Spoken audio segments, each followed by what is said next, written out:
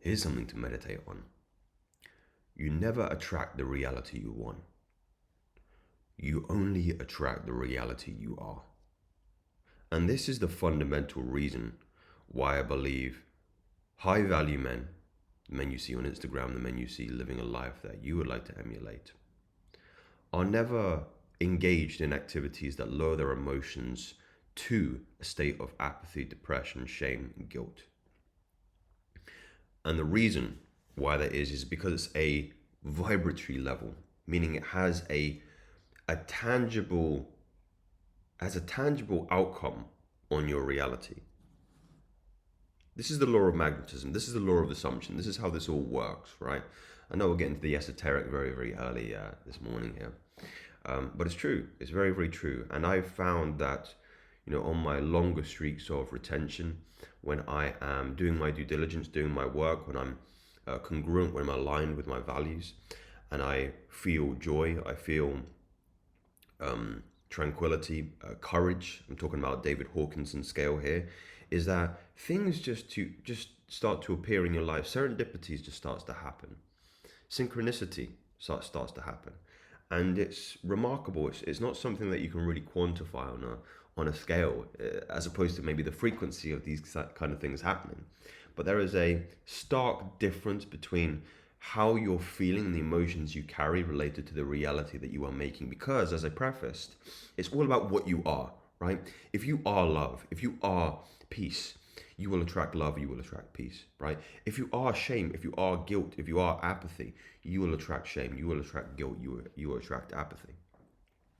So what can we do about this? What can we do about this? And I know at some kind of deep intuitive level, you gentlemen already know the truth of this. And the first point, in my opinion, and I will be screaming myself blue in the face every single time when people ask me this question, is that you have to learn to relate to your emotions first, right? You have to learn the language of your body. The language of your body is emotions, is your energies that are in motion, right?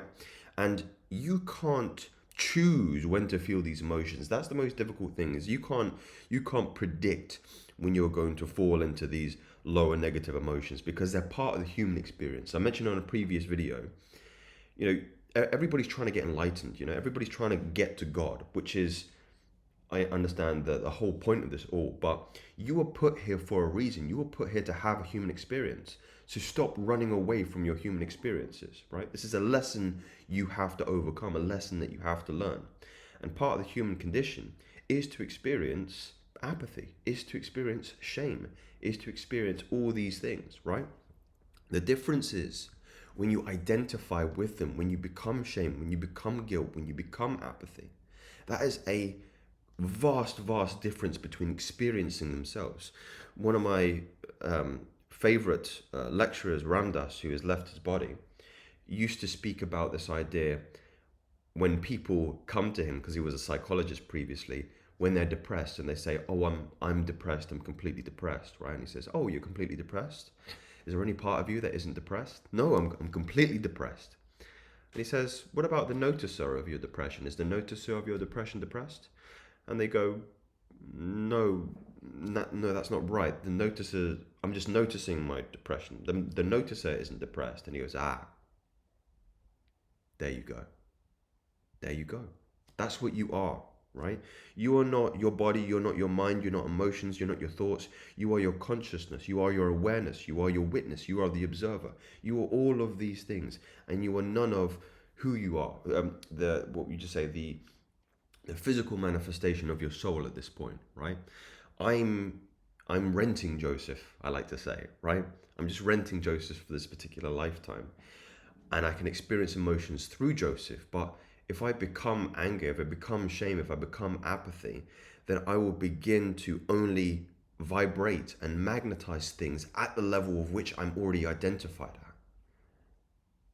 at. This is supposed to be simple, but I don't want to get into the identity politics of things at the moment in the socio-political landscape, but everybody's so obsessed with who they are, with their sex, with their gender, with their name, with their race, with their religion. They're so obsessed, and it's so sad, because that is but a microscopic fragment of what you truly are.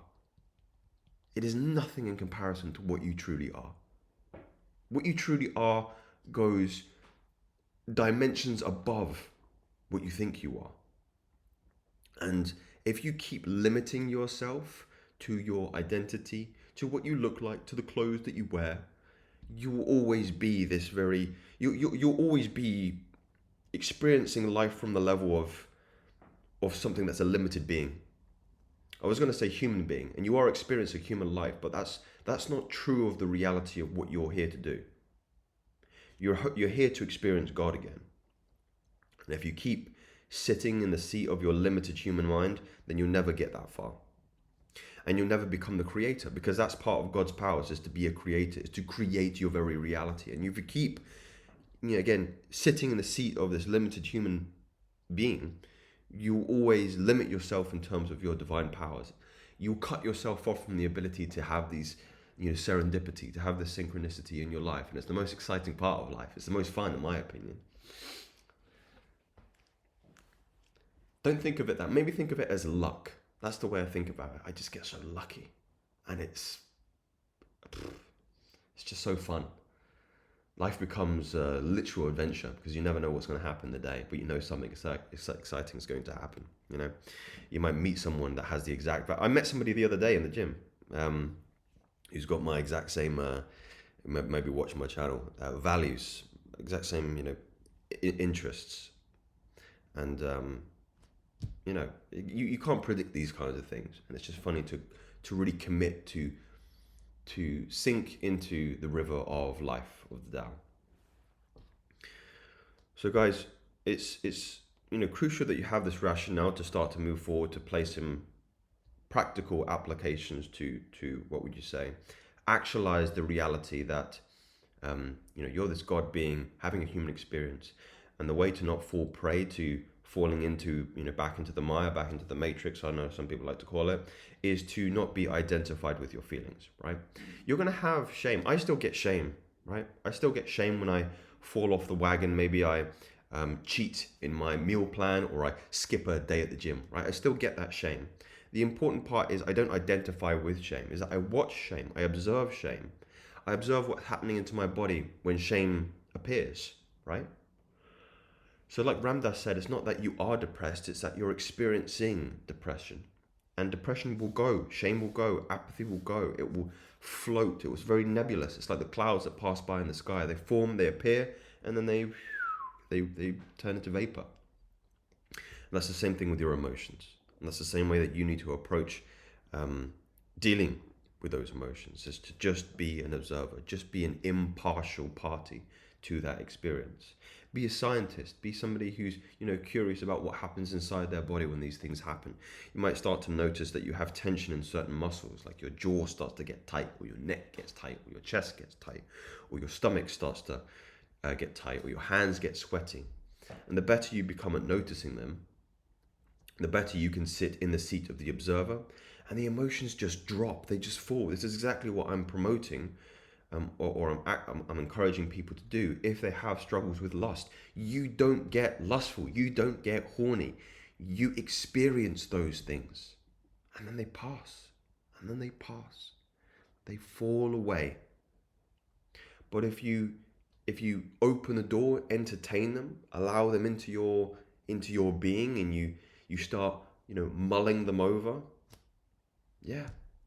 you'll fall prey to them.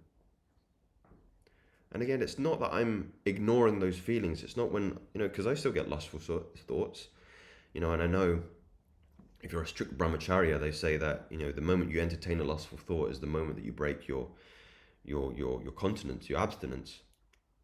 But I'm not saying I'm entertaining those thoughts and you should entertain those thoughts. It's that you should just notice those thoughts. Noticing and entertaining are not the same thing, right?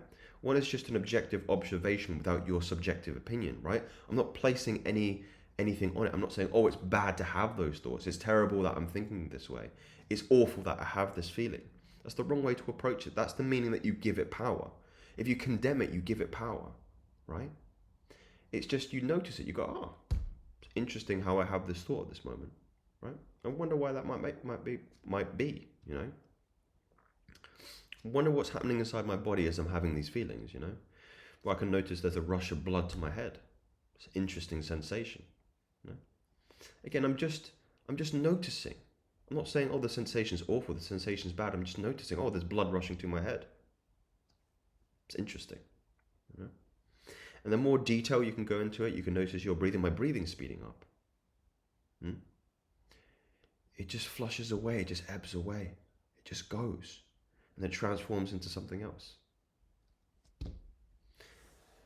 Gentlemen, that's going to be the most powerful tool that you have in your arsenal in relation to mitigating not just lust, not just desire, but any negative emotion that you don't wish to see yourself identified with. So, these aren't theory, these are facts. Speak soon.